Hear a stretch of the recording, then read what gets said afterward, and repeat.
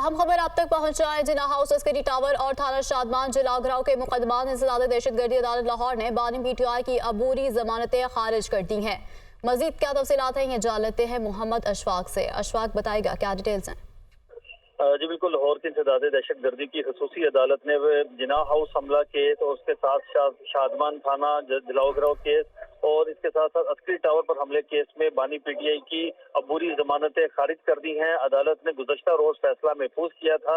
इस हवाले से इंसदाद दहशतगर्दी की खसूसी अदालत ने महफूज फैसला सुनाते हुए बानी पीटीआई की तीनों मुकदमात में अबूरी जमानतें खारिज करने के अहकाम जारी कर दिए हैं। तो अब इस हवाले से अडियाला जेल में बानी पीटीआई की गिरफ्तारी को किसी भी वक्त गिरफ्तार उनको किया जा सकता है। अदालत की जानिब से कहा गया है। बहुत शुक्रिया आपका।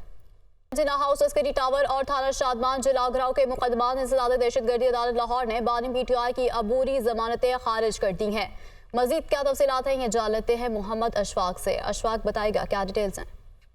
जी बिल्कुल, लाहौर की इंसदाद दहशतगर्दी की खसूसी अदालत ने जिना हाउस हमला केस और उसके साथ शादमान थाना जिलाओ केस और इसके साथ साथ अस्करी टावर पर हमले केस में बानी पीटीआई की अबूरी जमानतें खारिज कर दी हैं। अदालत ने गुज़श्ता रोज फैसला महफूज किया था।